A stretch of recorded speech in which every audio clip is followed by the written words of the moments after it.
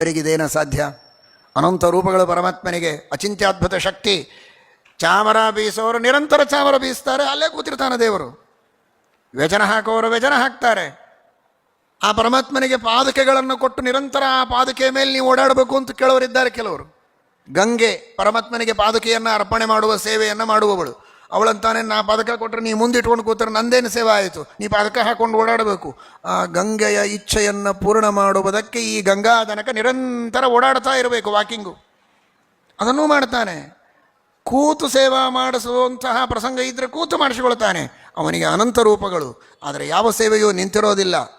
ಶಾನಚ್ ಸೇವ್ಯ ಮಾನೋಧಿಕಂ ಭಕ್ತ್ಯ ನಿತ್ಯ ನಿಶೇಷ ಶಕ್ತಿಮಾನ್. ಇದು ಭಗವಂತನ ಮಹತಿ, ಇದು ಭಗವಂತನ ಹಿರಿಮೆ, ಗರಿಮೆ, ಮೇಲ್ಮೆ. ಈ ಪರಿಯ ಸೊಬಗಿನ್ಯಾವ ದೇವರಲಿ ನಾ ಕಾಣೆ. ಚತುರ್ಮುಖೇಶಾನ ಸುರೇಂದ್ರ ಪೂರ್ವಕೈ ಸದಾ ಸುರೈ ಸೇವಿತ ಪಾದ ಪಲ್ಲವ.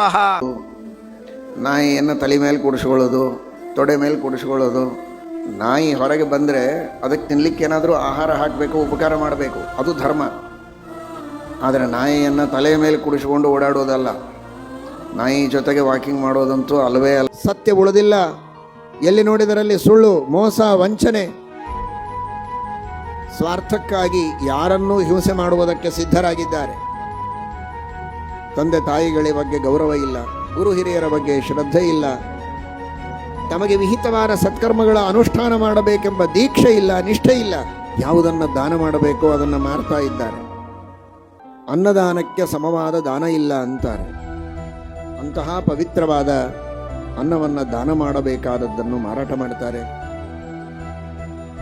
ಮಂತ್ರಗಳನ್ನು ಜಪ ಮಾಡಿ ಸಿದ್ಧಿ ಮಾಡಿಕೊಂಡು ಭಗವಂತನನ್ನು ಕಾಣುವುದಕ್ಕೆ ಪ್ರಯತ್ನ ಮಾಡಬೇಕಾದವರು ಮಂತ್ರಗಳನ್ನು ಮಾರಾಟ ಮಾಡಿಕೊಳ್ತಾರೆ, ಕೂದಲುಗಳನ್ನು ಮಾರಾಟ ಮಾಡಿಕೊಳ್ತಾರೆ. ಈ ತರಹದ ವಿಚಿತ್ರವಾದ ಸ್ಥಿತಿ ಕಲಿಯುಗದಲ್ಲಿ ಬಂದಿದೆ. ಹಾಗೆ ಕಥೆ ಗೊತ್ತಿದೆಯಲ್ಲ, ಕೃಷ್ಣನ ಕಥೆ ಗೊತ್ತು, ರಾಮನ ಕಥೆ ಗೊತ್ತು, ನರಸಿಂಹ ವಾಮನಾದಿ ಭಗವದ್ ಅವತಾರಗಳ ಲೀಲೆಗಳನ್ನು ಕೇಳಿರ್ತೀರಲ್ಲ. ಬೆಳಿಗ್ಗೆ ಒಂದು 5 ನಿಮಿಷ, 10 ನಿಮಿಷ, ರಾತ್ರಿ ಯಾವಾಗೋ ಸಮಯ ಸಿಕ್ಕಾಗ ಒಂದು 10 ನಿಮಿಷ ಚೇರ್ ಮೇಲೆ ಕುಳಿತಿರ್ತೀರಿ. ವಿರಾಮವಾಗಿ ಕಣ್ಣು ಮುಚ್ಚಿ ಏನೋ ಪೇಪರ್ ನೋಡೋದು, ಸಿಕ್ತಲ್ಲ ಸಮಯ ಅಂತ ಕೈಯಲ್ಲಿರುವಂತಹ ಮೊಬೈಲು, ಓಡಾಡುವ ಭೂತ. ಮಕ್ಕಳಿಗೆ ಹೇಳಿದರೆ ಅರ್ಥ ಆಗೋದಿಲ್ಲ ಅಂತ ನಿಮಗೆ ಹೇಳ್ತಾ ಇದ್ದೆವು. ಮಕ್ಕಳ ಭಾಗವತದಲ್ಲಿಯೇ ಬರೋದಿದು. ಪೂತನ ಅಂದರೆ ಬೇರೆ ಅಲ್ಲ, ಇವತ್ತು ಅದೇ ಪೂತನ. ಪೂತನ ಅದು ತಾನು ಬಾಯಿಯಲ್ಲಿ ವಿಷ ಹಾಕುವುದಕ್ಕೆ ಪ್ರಯತ್ನ ಮಾಡಿದರೆ, ಇದು ಕಿವಿಯಲ್ಲಿ ವಿಷ ಹಾಕುವುದಕ್ಕೆ, ಕಣ್ಣಿನಲ್ಲಿ ವಿಷ ಹಾಕುವುದಕ್ಕೆ ಪ್ರಯತ್ನ ಮಾಡ್ತದೆ. ಇನ್ನು ಬಾಯಿಯಲ್ಲಿಯೂ ವಿಷ ಹಾಕುವ ಮೊಬೈಲ್ಗಳು ಬರ್ತಾವೋ ಏನೋ ಸ್ವಲ್ಪ ದಿವಸಕ್ಕೆ. ಹಾಗಾದರೆ ಅದಕ್ಕೆ ಸಮಯವನ್ನು ವ್ಯರ್ಥ ಮಾಡದೆ, ತಸ್ಮಾದ್ ಏಕೇನ ಮನಸಾ ಭಗವಾನ್ ಸಾತ್ವದಾಂಪತಿ. ಸ್ವಲ್ಪ ಭಗವಂತನ ಗುಣಗಳನ್ನು ಚಿಂತನೆ ಮಾಡಿ, ಅವತಾರ ಲೀಲೆಗಳನ್ನು ಸ್ಮರಣ ಮಾಡಿ ಸಾಕು. ಏನು ಧನ್ಯತೆ, ಎಷ್ಟು ನಿರ್ಮಲತೆ, ಎಷ್ಟು ಪ್ರಸನ್ನತೆ, ಎಷ್ಟು ಶುದ್ಧವಾದ ಮನಸ್ಸು, ಎಷ್ಟು ಶುಭ ಸಂಕಲ್ಪಗಳು ತನ್ನಷ್ಟಕ್ಕೆ ತಾನೇ ನಿಮ್ಮ ಮನಸ್ಸಿನಲ್ಲಿ ಉದ್ಭವಿಸ್ತವೆ ಎನ್ನುವುದನ್ನು ಕಂಡು ಆನಂದಿಸಾಗೋದಿಲ್ಲ ಅಂತ ಕಷ್ಟಪಟ್ಟು ಮಂತ್ರಾಕ್ಷತೆಗೆ ನಮ್ಮ ಹತ್ರ ಬರ್ತಾರೆ. 10 ಜನ ಪಾದಪೂಜೆ ಮಾಡಿದರೆ 9 ಜನ ಇದಕ್ಕೋಸ್ಕರ ಬಂದಿರ್ತಾರೆ. ಇಷ್ಟು ಪ್ರತಿಶತ 90 ಜನರಿಗೆ ಮಕ್ಕಳ ಸಮಸ್ಯೆ, ನೌಕರಿಯ ಸಮಸ್ಯೆ, ಇನ್ನೇನೇನೋ ಸಮಸ್ಯೆಗಳಿವೆ. ನಿಮ್ಮ ತಂದೆ ತಾಯಿಗಳನ್ನು, ಅತ್ತೆ ಮಾವಂದರನ್ನು ಪ್ರೀತಿ ಆದರ ಗೌರವಗಳಿಂದ ನೀವು ನೋಡಿಕೊಳ್ಳಿ. ಆಮೇಲೆ ನೀವು ಯಾವ ಮಂತ್ರಾಕ್ಷತೆಯೂ ಬೇಡ, ನಿಮಗೆ ಏನೂ ಬೇಡ, ಸುಖವಾಗಿರ್ತೀರಾ, ಒಳ್ಳೆಯ ಮಕ್ಕಳಾಗ್ತಾರೆ, ಎಲ್ಲವೂ ಚೆನ್ನಾಗಿರುತ್ತೆ. ತಂದೆ ತಾಯಿಗಳಲ್ಲಿ ದೇವರಿದ್ದಾನೆ, ಅತ್ತೆ ಮಾವಂದರಲ್ಲಿ ದೇವರಿದ್ದಾನೆ. ಮತ್ತು ಸೈಮಲ್ಟೇನಿಯಸ್ಲಿ ಅತ್ತೆ ಮಾವಂದಿರು ತಂದೆ ತಾಯಿನೂ ಚೆನ್ನಾಗಿ ತಿಳ್ಕೊಳ್ರಿ. ನಿಮ್ಮ ಸೊಸೆಯನ್ನು ಅಥವಾ ಮಕ್ಕಳನ್ನು ಅಷ್ಟೇ ಪ್ರೀತಿಯಿಂದ ನೋಡಿ. ಸಣ್ಣ ಪುಟ್ಟ ತಪ್ಪುಗಳನ್ನು ಮಾಡಿದರೆ ಬೈಬೇಡಿ, ನೀವು ಪ್ರೀತಿಯಿಂದ ನೋಡಿ. ನಮ್ಮಲ್ಲಿ ದೇವರಿದ್ದಾನೆ, ನಾವೇನು ಬೇಕಾದ್ ಮಾಡಬಹುದು ಅಂತ ಅನ್ಕೋಬೇಡಿ. ನಿಮ್ಮಲ್ಲಿ ದೇವರಿದ್ದದ್ದು ನಿಜ, ಅವರಲ್ಲೇನು ದೇವಿಲ್ಲ, ಅವರಲ್ಲಿಯೂ ದೇವರಿದ್ದಾರೆ. ಪರಸ್ಪರವಾಗಿ ಇಬ್ಬರೂ ಪ್ರೀತಿಯಿಂದ ಇದ್ದು ಅವಿಭಕ್ತ ಕುಟುಂಬವನ್ನು ಚೆನ್ನಾಗಿ ಪರಿಪಾಲನೆ ಮಾಡಿದರೆ ಅದೇ ನಿಜವಾದ ಭಾಗವತ, ಅದೇ ನಿಜವಾದ ಮಹಾಭಾರತ. ಜೈ ಶ್ರೀರಾಮ್. ಅವರು ಉಪವಾಸ ಮಾಡ್ತಾ ಇದ್ದರೆ ಇದು ನಮ್ಮ ತಂದೆ ತಾತ ಮಾಡ್ತಾ ಇರುವ ವಂಶದ ಪದ್ಧತಿ ಅಂತ ಮುಂದುವರಿಸಿ, ಮಾಡದೇ ಇದ್ದರೆ ನಾನು ದೊಡ್ಡ ಅಚೀವ್ಮೆಂಟ್ ಮಾಡ್ತೇನೆ ಅಂತ ಮಾಡಿ. ಎಂತೆಂತಹ ಉಪವಾಸ ಮಾಡಿದವರಿದ್ದಾರೆ. ಧ್ರುವರಾಜಂದು ಬಿಟ್ಟುಬಿಡಿ, ಅವನು ಬಹಳ ದೊಡ್ಡ ಯೋಗ್ಯತೆ ಇದ್ದವನು. ಬೇಕಾದಷ್ಟು ಹಿರಿಯರು ನಿಮ್ಮ ವಂಶದಲ್ಲೇ ಇದ್ದವರು, ಸ್ತ್ರೀಯರು, ಪುರುಷರು ಬೇಕಾದಷ್ಟು ಉಪವಾಸ ಮಾಡ್ತಾರೆ. ಚಿಕ್ಕ ಚಿಕ್ಕ ಮಕ್ಕಳು ವಿದ್ಯಾಪೀಠದಲ್ಲಿ ಮಾಡ್ತಾರೆ. ಯಾರಿಗೂ ಏನೂ ಆಗೋದಿಲ್ಲ, ಆರೋಗ್ಯವಾಗಿರ್ತಾರೆ. ಬೇಕಾದಷ್ಟು ನೀವು ಬೇಕಾದ್ರೆ ಸ್ಟ್ಯಾಟಿಸ್ಟಿಕ್ಸ್ ತೆಗೀರಿ. ತಿಂದು ಸತ್ತವರು ಜಾಸ್ತಿನಾ, ಉಪವಾಸ ಮಾಡಿ ಸತ್ತವರು ಜಾಸ್ತಿನಾ ಅಂತ. ಕಂಡ ಹಾಗೆ ತಿಂದವರು ಆರೋಗ್ಯ ಕೆಡಿಸಿಕೊಂಡು ಸತ್ತಾರೆ ಹೊರತು ಉಪವಾಸ ಮಾಡಿ ಸತ್ತವರು ಅಂತ ಯಾರು ಬಹಳ ಇಲ್ಲ. ಆದ್ದರಿಂದ ಉಪವಾಸ ಮಾಡಿದರೆ ಏನಾಗೋದಿಲ್ಲ, ಸ್ವಲ್ಪ ಕಷ್ಟ ಆಗ್ಬೋದು. ಆದರೆ ಪೂರ್ಣವಾಗಿ ಶ್ರೀಮದ್ ಆಚಾರ್ಯರು ಎಷ್ಟು ಮಹತ್ವ ಕೊಟ್ಟು ಹೇಳ್ತಾರೆ, ಎಷ್ಟು ಮಹತ್ವ ಕೊಟ್ಟು ಕೃಷ್ಣಾಮೃತ ಮಹಾರಾಣವ ಗ್ರಂಥದೊಳಗಿನ ಬಹುತೇಕ ಭಾಗ ಏಕಾದಶಿಗೋಸ್ಕರ ಇಟ್ಟಿದ್ದಾರೆ. ಶ್ರೀಮದ್ ಆಚಾರ್ಯರು ಹರಿವಾಸರಕ್ಕೋಸ್ಕರ ಇಟ್ಟಿದ್ದಾರೆ. ಅಷ್ಟು ಮಹತ್ವ ಕೊಡ್ತಾರೆ ಅದಕ್ಕೆ. ಅಂದರೆ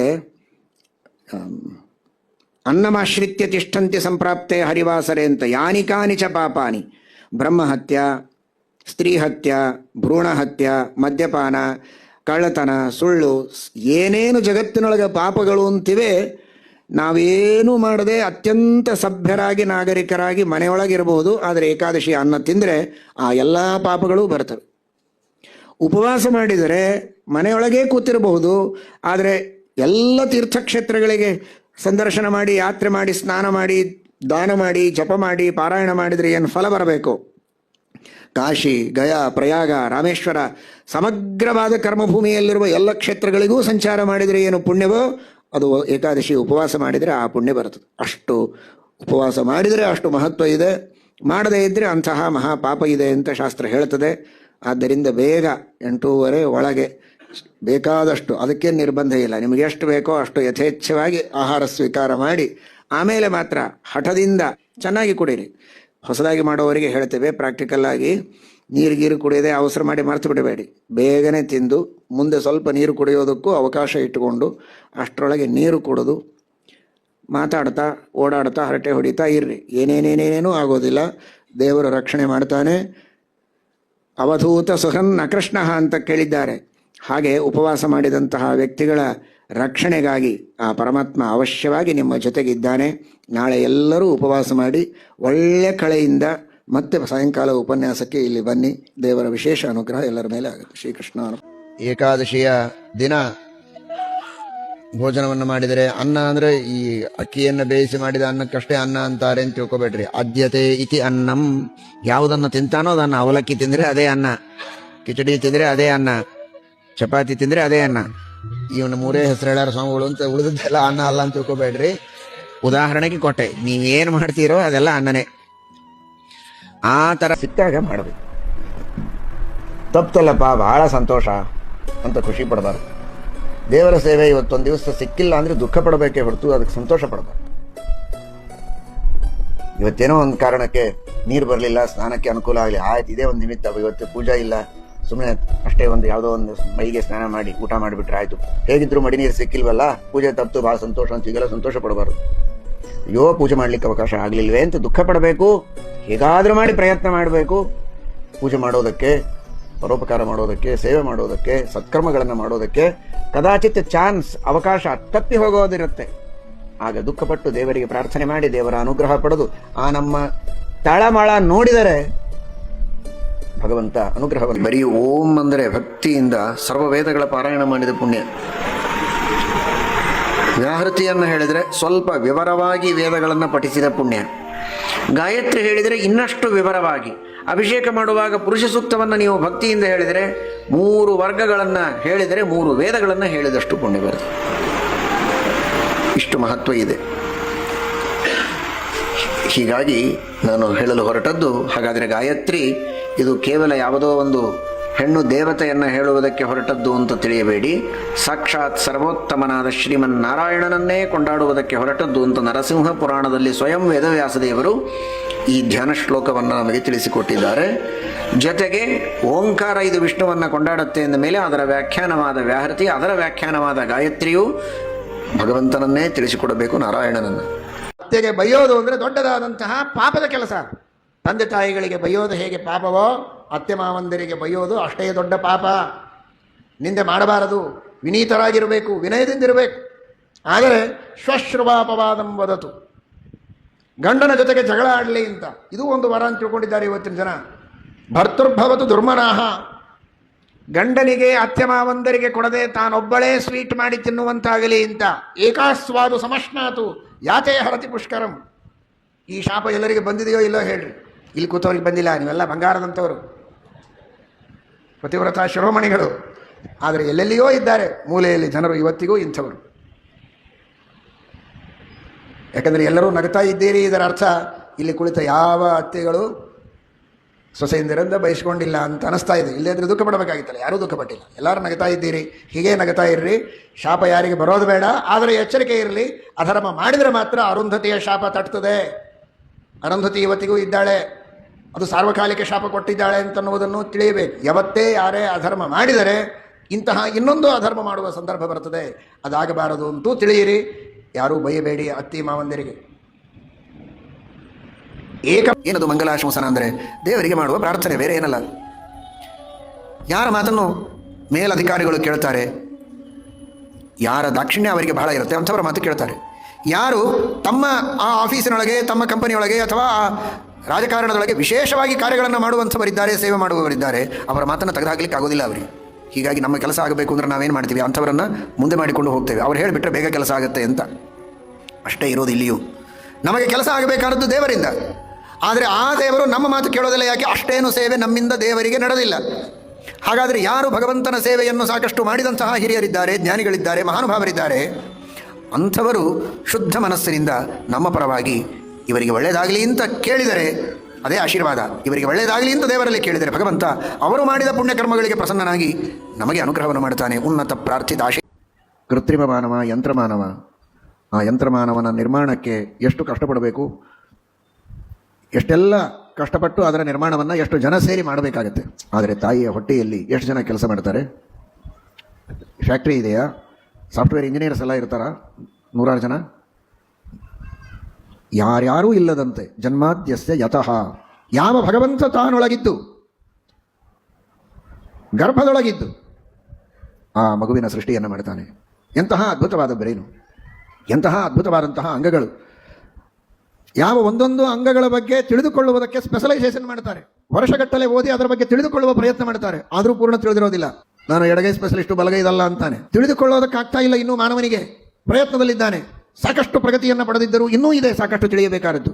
ಅಂತಹ ಅದ್ಭುತವಾದ ಶರೀರದ ನಿರ್ಮಿತಿ ತನ್ನಷ್ಟಕ್ಕೆ ತಾನೇ ಆಗುವುದಕ್ಕೆ ಸಾಧ್ಯವೇ? ಅನ್ವಯಾತ್ ಇತರತಃ, ಇದೇ ಯುಕ್ತಿ ಅಂತಾರೆ ಶ್ರೀಮದಾಚಾರ್ಯರು. ಇಂತಹ ಅದ್ಭುತವಾದ ಶರೀರದ ನಿರ್ಮಿತಿಗೆ ಒಬ್ಬ ಉತ್ತಮನಾದಂತಹ ಚೇತನನ ಕೈವಾಡ ಇಲ್ಲದಂತೆ ತನ್ನಷ್ಟಕ್ಕೆ ತಾನೇ ಆಗುವುದಕ್ಕೆ ಸಾಧ್ಯ ಇಲ್ಲ. ಭಗವಂತನೇ ಈ ಸೃಷ್ಟಿಯನ್ನು ಮಾಡ್ತಾನೆ ಅಂತ ಹೇಳುವಂತಹ ಅನೂಚಾನ ಪರಂಪರೆಯಿಂದ ಬಂದ ವೇದಗಳು, ಶಾಸ್ತ್ರಗಳು, ಇತಿಹಾಸ ಪುರಾಣಗಳು ಸಾರಿ ಹೇಳುತ್ತವೆ, ಯುಕ್ತಿಗಳು ತಿಳಿಸ್ತವೆ, ಶಾಸ್ತ್ರಗಳು ಅದನ್ನು ಪ್ರತಿಪಾದನೆ ಮಾಡ್ತವೆ, ಪರಂಪರೆಯಿಂದ ಅದನ್ನು ನಂಬಿ ಬಂದದ್ದುಂಟು. ಇಂತಹ ಎಲ್ಲ ಪ್ರಮಾಣಗಳಿಂದ ಆ ಭಗವಂತ ಸೃಷ್ಟಿಯನ್ನು ಮಾಡ್ತಾನೆ. ಜನ್ಮಾದ್ಯಸ್ಯ ಯತಃ. ಮತ್ತೆ ನಾವು ಭಾರತದಲ್ಲೇ ಹುಟ್ಟುತ್ತೇವೆ, ಆವಾಗ ಸಾಧನೆ ಮಾಡ್ತೇವೆ. ಈಗ ಡೋಂಟ್ ಡಿಸ್ಟರ್ಬ್ ಮೀ, ಈಗ ನಾನು ಏನು ಬೇಕೋ ಮಾಡ್ತೇನೆ ಅಂತ ಸರ್ವಜ್ಞರು ಯಾರಾದರೂ ಇಲ್ಲಿದ್ದರೆ, ಆಮ್ನಿಷೆಂಟ್ ಯಾರಾದರೂ ಇದ್ದರೆ ಅಂಥವರು ಎದ್ದು ಹೇಳಿ, ಅವರಿಗೆ ಮಾಫಿ ಇದೆ. ಆದರೆ ಯಾರು ಸರ್ವಜ್ಞರಲ್ಲ ಅಂಥವರಿಗೆ ಮಾತ್ರ ಎಷ್ಟು ದಿನ ಆಯುಷ್ಯ ಗೊತ್ತಿಲ್ಲ. ಮುಂದೆ ಕತ್ತಿಯೋ, ನಾಯಿಯೋ, ಹಂದಿಯೋ, ನರಿಯೋ ಏನಾಗಿ ಹುಟ್ಟುತ್ತೇವೆ ಗೊತ್ತಿಲ್ಲ. ಬಂದ ಇದೇ ಮಾನವ ಜನ್ಮವನ್ನು ಇದೇ ಭಾರತ ದೇಶದಲ್ಲಿ, ಇದೇ ಕರ್ಮಭೂಮಿಯಲ್ಲಿ, ಇದೇ ಪುಣ್ಯಭೂಮಿಯಲ್ಲಿ ಪುಣ್ಯವನ್ನು ಸಂಪಾದನೆ ಮಾಡಿ ಸಾರ್ಥಕ ಮಾಡಿಕೊಳ್ತೇವೆ ಅಂತ ಪ್ರತಿಜ್ಞೆ ಮಾಡಿ, ನಿಮ್ಮ ಮಕ್ಕಳು ಭಾರತ ದೇಶದಿಂದ ಹೊರಗಿದ್ರು, ಈ ದೂರದಿಂದ ಕೆಲವರು ಕೇಳ್ತಾ ಇರಬಹುದು, ಅವರೆಲ್ಲರೂ ಇಲ್ಲಿಂದಲೇ ಸಂಕಲ್ಪ ಮಾಡಿ ಕೊನೆಗಾದರೂ ನಾವು ಭಾರತ ದೇಶದಲ್ಲಿ ಬಂದು ರಿಟೈರ್ಡ್ ಲೈಫನ್ನಾದರೂ ಪುಣ್ಯಕ್ಕಾಗಿ ಮೀಸಲಿಡ್ತೇವೆ ಅಂತ ಸಂಕಲ್ಪ ಮಾಡಿ ಪ್ರತಿಜ್ಞೆಯನ್ನು ಮಾಡಿ. ನಿಮ್ಮ ಪ್ರತಿಜ್ಞೆಯನ್ನು ದೇವರು ಪೂರ್ಣ ಮಾಡ್ತಾನೆ. ಈ ಕರ್ಮಭೂಮಿ ಯಾವಾಗಲೂ ನಿಮ್ಮ ಸ್ವಾಗತಕ್ಕಾಗಿ ಕಾಯ್ತಾ ಇದೆ. ಜೈ ಶ್ರೀರಾಮ್. ಹರೇ ನಮಃ. ಶ್ರೀಕೃಷ್ಣ.